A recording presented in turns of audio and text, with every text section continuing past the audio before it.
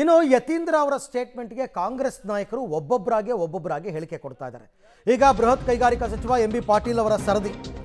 So ಅವರು ಯತೀಂದ್ರ ಮಾತಿಗೆ ಧ್ವನಿಗೂಡಿಸಿದ್ದಾರೆ ಸಚಿವ ಎಂ.ಬಿ. ಪಾಟೀಲ್.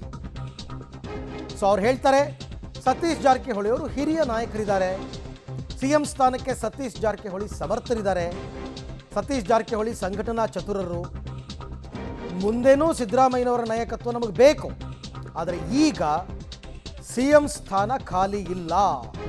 ಜೊತೆಗೆ ಇನ್ನೂ ಒಂದು ಮಾತು ಹೇಳ್ತಾರೆ ಎಂ.ಬಿ. ಪಾಟೀಲ್ ಅವರು.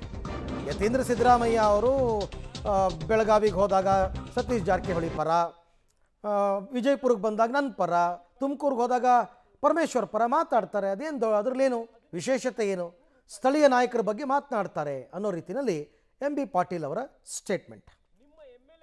ಯತೀಂದ್ರ ಅವರು ಯಾವ ಅರ್ಥದಲ್ಲಿ ಹೇಳಿದ್ದಾರೆ ಅಂತ ತಾವು ಗಮನಿಸಬೇಕು. ಒಂದನೇದು, ಸಿದ್ದರಾಮಯ್ಯನವರು ಮುಖ್ಯಮಂತ್ರಿಯಾಗಿ ಈ ಒಂದು ಅವಧಿ ಅದು ಅವರು ಕೊನೆ ಆಗಿರ್ಬೋದು, ಆದರೆ ಕಾಂಗ್ರೆಸ್ ಪಕ್ಷದಲ್ಲಿ ಇವತ್ತು ಯಾವಾಗಲೂ ಕೂಡ ಮುಂದೆನೂ ಕೂಡ ಅವರ ನಾಯಕತ್ವ ನಮಗೆ 2028ರಲ್ಲಿನೂ ಕೂಡ ಅವ್ರ ಮುಂದೆ ನಮಗೆ ಅವರ ನಾಯಕತ್ವ ನಮಗೆ ಯಾವಾಗಲೂ ಬೇಕಾಗ್ತದೆ. ಅವ್ರ ನಾಯಕತ್ವದಿಂದ ನಾವು ಇವತ್ತೊಂದು ಸಹ ಅಧಿಕಾರಕ್ಕೆ ಬರಲಿಕ್ಕೆ ಇವತ್ತೊಂದು ಸಹ ಸಾಧ್ಯ ಆಗ್ತದೆ. ಅವ್ರನ್ನ ಬಿಟ್ಟು ಮಾಡಲಿಕ್ಕೆ ಸಾಧ್ಯ ಆಗೋದಿಲ್ಲ. ಸ್ವಾಭಾವಿಕವಾಗಿ ಅವ್ರು ಹೇಳಿದ್ದಾರೆ, ಇದು ಬಹುಶಃ ಅವರ ಮುಖ್ಯಮಂತ್ರಿ ಕೊನೆಯ ಅವಧಿ. ತದನಂತರ ಇವತ್ತು ಸತೀಶ್ ಜಾರಕಿಹೊಳಿ ಕೂಡ ಒಳ್ಳೆಯ ನಾಯಕರು. ಇವತ್ತು ಅಲ್ಲಿ ಅವ್ರ ಕಾರ್ಯಕ್ರಮಕ್ಕೆ ಹೋದಾಗ ಹಿಂದುಳಿದ ವರ್ಗದ ಬಗ್ಗೆ, SC ST ಬಗ್ಗೆ ಇವತ್ತು ಸತೀಶ್ ಜಾರಕಿಹೊಳಿ ಕಾಳಜಿಯನ್ನು ಹೊಂದಿದ್ದಾರೆ ಅನ್ನೋ ದೃಷ್ಟಿಯಿಂದ ಇವತ್ತು ದಿವಸ ಮಾತನಾಡಿದ್ದಾರೆ. ಯತೀಂದ್ರ ಇವತ್ತು ತುಮಕೂರಿಗೆ ಹೋಗಿದ್ರೆ ಅವರು ಪರಮೇಶ್ವರ್ ಬಗ್ಗೆನೂ ಅದನ್ನು ಮಾತನಾಡ್ತಾ ಇದ್ರು. ಕನಕಪುರಕ್ಕೆ ಹೋದರೆ ಇವತ್ತು ಅವರು DK ಶಿವಕುಮಾರ್ಗೂ ಮಾತಾಡ್ತಾ ಇದ್ರು. ವಿಜಯಪುರ ಬಗ್ಗೆ ನಮ್ಮ ಬಗ್ಗೆ ಮಾತನಾಡ್ತೀವಿ. ಈಗ ಬೇರೆ ಬೇರೆ ಕೂತ್ಕೊಂಡು ಸಹ ಈ ಪ್ರಶ್ನೆ ಬರ್ತಿತ್ತು.